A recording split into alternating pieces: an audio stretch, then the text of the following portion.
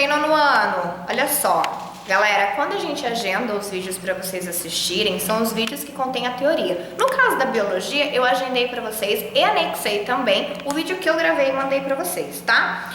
Ele fala sobre evolução, não se esqueçam, teorias aí evolutivas, Lamarck, Darwin, tá? Então olha só, agora a gente vai começar a correção da apostila dos exercícios. Vamos começar então pela página 116, desenvolver e aplicar. Galera, não se preocupem com as respostas. Quando eu anexar para vocês esse vídeo, agendá-lo e anexar lá no Google Sala de Aula, eu vou anexar junto também o gabarito, então fiquem tranquilos. Porém, não se esqueçam, tirem sempre as dúvidas de vocês, criem sua rotina de estudo para que não fique lá um monte de coisa acumulada, tá? Então vamos lá. Como eu já sei que vocês assistiram o vídeo, já entenderam as duas teorias, então vamos lá. Só na parte agora de resolver as questões. A musculação tem sido realizada por inúmeras pessoas ao redor do mundo em busca de um corpo definido. Observe a imagem e depois responda em seu caderno as perguntas. Vamos lá.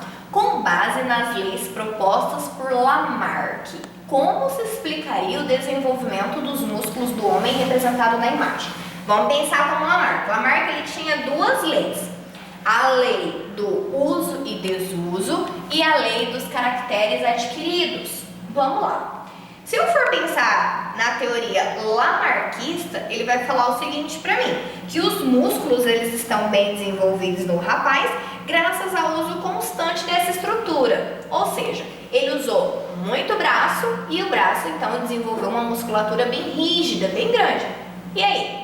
Não, né? Lamarck estava meio furado nesse pensamento dele. 2. Como serão os músculos dos filhos do homem da imagem? A lei de Lamarck se aplica?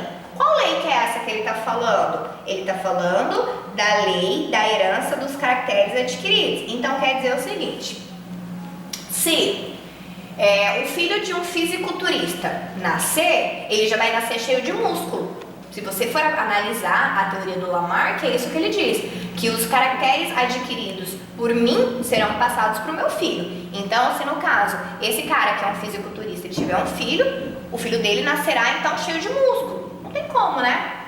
Não tem. Essa lei dele totalmente caiu por terra, né? Não tem como. Pesquise então o que acontece com os músculos para que se desenvolva como representado na imagem. O que acontece? Ele pega a atividade muscular que ele faz, vai estimular a miosfibrilas daquele músculo dele, certo? E vai fazer com que aquele músculo ele aumente o seu volume celular. O volume celular dele vai fazer com que então os músculos eles aumentem de volume, tá? É isso que acontece. As miofibrilas aumentam o volume das células, respectivamente, o volume do músculo também se altera, tá? Falamos sobre teoria de Darwin, né? Então, vamos lá. Aqui na interação da página 118, ele pede para você explicar em uma cartilha. Esquece a cartilha, caderno, tá? E aí você vai explicar para mim a teoria de Lamarck e de Darwin. Eu quero bem explicadinha, bem pesquisada, bonitinha. Quais eram as propostas de Lamarck? Quais eram as propostas de Darwin? Galera, voltando, tá? Biologia, não se esqueçam. Vamos lá então para a página 119, tá? Atividades. Considere as seguintes afirmações. O gafanhoto é verde porque ele vive na grama e o gafanhoto vive na grama porque ele é verde. Aqui nós temos um pensamento lamarquista e um pensamento darwinista. O que isso quer dizer? Lamarck dizia que pelo gafanhoto ficar muito tempo na grama, ele ficava verde. E já o pensamento de Darwin, não. Darwin dizia que ele morava na grama porque ele, tinha uma característica favorável, ou seja, ele conseguia se esconder, dos seus predadores. Então, olha só a resposta. A primeira afirmação é lamarquista, porque supõe que o gafanhoto adaptou-se ao meio, alterando uma determinada característica, isto é, tornando-se verde. Já a segunda afirmação é darwinista, uma vez que considera que o gafanhoto vive na grama porque é portador de uma característica favorável, ou seja, o ambiente ele seleciona os indivíduos que já possuem características e lhe permitem vivendo então em determinadas condições. Então, Lamarck e Darwin, tá? 2. Darwin, então, poderia ter sido autor de uma das seguintes frases. Indique a alternativa correta. Graças à pressão ambiental, o morcego desenvolveu asas. Não. C. Por possuir asas, o morcego adaptou-se ao voo? Não. O uso contínuo de asas provocou o seu desenvolvimento? Não. O habitat ocupado pelos morcegos induziu o desenvolvimento de asas? Também não. Todas essas que eu li, A, C, D e E, são ideias lamarckistas. O único pensamento que se encaixa a Darwin é a letra B. O voo dos morcegos foi possibilitado pelo gradual desenvolvimento das suas asas, tá? 3.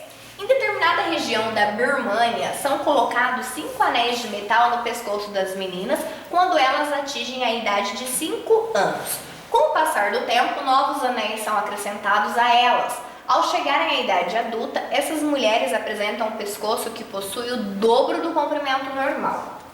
Essa tradição acabará, então, levando ao nascimento de indivíduos de pescoços mais longos nas próximas gerações?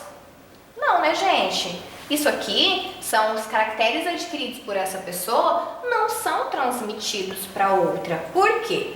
O que é transmitido de uma prole, né? É transmitido as características genéticas, não as características do fenótipo. O fenótipo são as características externas, ou seja, se eu pintar o meu cabelo de loiro, a minha filha nascerá loira. Não tem nada a ver. Então não é porque ela colocou um anel que o pescoço dela alongou que a neném dela vai nascer com o pescoço desse tamanho já.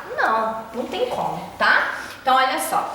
Não, pois segundo os conhecimentos atuais, as características adquiridas em vida não são transmitidas aos descendentes, ou seja, as modificações que ocorrem no fenótipo não são transferidas à prole. Somente alterações genéticas que ocorrem nos cromossomos das células gaméticas é que podem ser passadas de pais para filho, ou seja, características genéticas são transmitidas somente, tá, galera? 4. Vamos lá. O meio cria a necessidade de uma determinada estrutura em um organismo. O organismo se esforça para responder a essa necessidade. Como resposta a esse esforço, há uma modificação na estrutura do organismo. Essa modificação, então, é transmitida aos seus descendentes. Quem pensa errado dessa forma é Lamarck, né? Alternativa C. Agora vamos pro de olho na prova.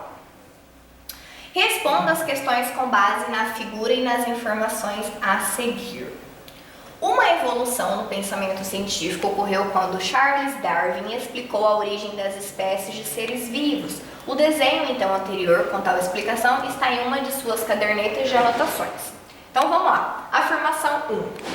Todas as espécies encontradas no planeta têm um ancestral comum. Uma espécie pode desaparecer se houver fracasso reprodutivo nas populações.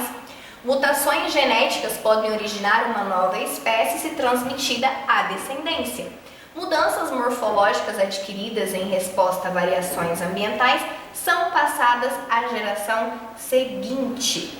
Estão corretas apenas as afirmativas 1, 2 e 3. A 1, a 2 e a 3 é Darwin. Agora, mudanças morfológicas de fora, ambientais, passa para a geração seguinte, é Lamarck, tá? Superbactéria mata 7 pacientes no hospital de Messejana. Essa manchete foi publicada no dia 13 de maio de 2014 no site eletrônico de um grande portal de notícias do estado do Ceará. Acredita-se que a morte dos pacientes esteja relacionada a bactérias que desenvolveram resistência aos tratamentos convencionais, e aí sobre esse assunto ele pede para a gente marcar a alternativa correta. De todos, então, o uso discriminado de antibiótico pela população pode levar ao crescimento de bactérias resistentes a vários antibióticos. Por isso que é uma questão que a gente sempre bate na mesma tecla. O uso de medicamento, ele tem que ser prescrito por um médico. Ai, minha garganta tá doendo, vou lá e vou tomar o antibiótico. Não, você não pode se automedicar de forma nenhuma, porque se você for acometido por uma bactéria e ela for resistente àquele antibiótico, o antibiótico de nada vai valer para o seu organismo. Pelo contrário, aquela bactéria vai se proliferar, gerando aí grandes complicações, tá? Agora vamos para os próximos exercícios. Página 124, galera. Vamos lá. Como os fósseis podem contribuir para a compreensão da teoria evolucionista?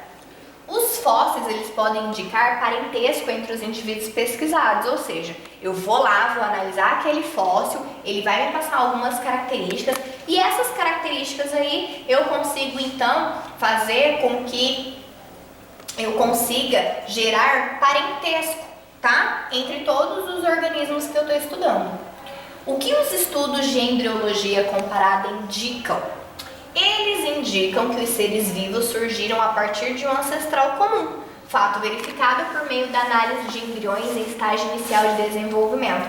Isso a gente tocou bastante no assunto do vídeo passado, tá? Que mesmo eles sendo organismos diferentes, o estágio embrionário inicial é basicamente o mesmo. E isso demonstra que todos nós temos um ancestral comum, tá? 3. Diferencie órgãos análogos e órgãos homólogos. E dê exemplo.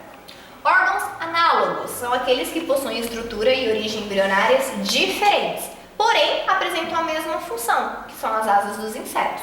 Já os órgãos homólogos, eles possuem a mesma origem embrionária, porém eles podem ou não exercer funções semelhantes. Exemplo, braço do humano e a asa dos morcegos, tá? Agora, pra gente finalizar, de olho na prova, vamos lá. Fósseis são restos ou vestígios de animais ou plantas que viveram em tempos passados e que, por condições ambientais adequadas, ficaram preservados. Em relação ao processo de fossilização, considere as etapas a seguir. 1. As partes moles do corpo são totalmente decompostas. 2. O corpo do animal morto é atacado por organismos decompositores e detritívoros. 3. Um animal morto à margem de uma lagoa afunda rapidamente e fica totalmente coberto pela água. 4. Ocorre a mineralização das partes duras do corpo do animal. Assinale então a alternativa que apresenta a sequência correta das etapas de fossilização em uma lagoa, tá? Aqui então a resposta é a letra E, tá? Primeiro vem o 3, depois o 2, depois o 1, depois o 4, tá? 2. As estruturas ilustram os ossos das mãos ou patas anteriores de 6 espécies de mamíferos, não pertencentes obrigatoriamente ao mesmo ecossistema. Aí ele pergunta, a transformação evolutiva de tais estruturas ao longo das gerações ocorre em função e indica uma evidência evolutiva denominada. Assinale a alternativa que preenche corretamente e respectivamente as lacunas do parágrafo anterior. A resposta correta é a letra D. A transformação evolutiva de tais estruturas ao longo das gerações ocorre em função da seleção natural e indica uma evidência evolutiva denominada homologia, tá? E a questão número 3, ela diz, leia o texto para responder à questão. Os seres vivos são fruto do processo evolutivo que ocorre desde o aparecimento da vida na Terra. Cada espécie tem sua peculiaridade, suas adaptações ao meio, que lhes conferem maiores chances de sobrevivência e de deixar descendentes. Os cientistas atualmente recompõem a evolução a partir das evidências evolutivas. Com relação às palavras em destaque no texto, é correto afirmar que, letra B, o apêndice vermiforme é um órgão vestigial em humanos. Isso aqui a gente falou bastante na aula passada, né? Então, galera, aqui a gente finaliza então com o nosso mapa conceitual, tá? Qualquer dúvida, estamos todos os professores disponíveis para vocês lá no Google Sala de Aula. Não deixem de estudar, tá? Mantenha sempre a sua rotina de estudo em dia e as dúvidas pode mandar lá pra gente, tá? Se cuidem, fiquem em casa. Lembrem-se, nós não estamos de férias, tá? Não se esqueçam que o seu estudo é uma parte fundamental para que a gente consiga prosseguir aí pro resto do ano. Outra coisa, quando vocês tiverem dificuldade em alguma coisa, acesso, tudo, pode mandar lá também, tá? Que o que a gente puder auxiliar, a gente está lá para sanar as dúvidas de vocês. Fiquem em casa, se cuidem, cuidem da família de vocês e eu espero de verdade que o nosso retorno aconteça muito em breve. Beijos!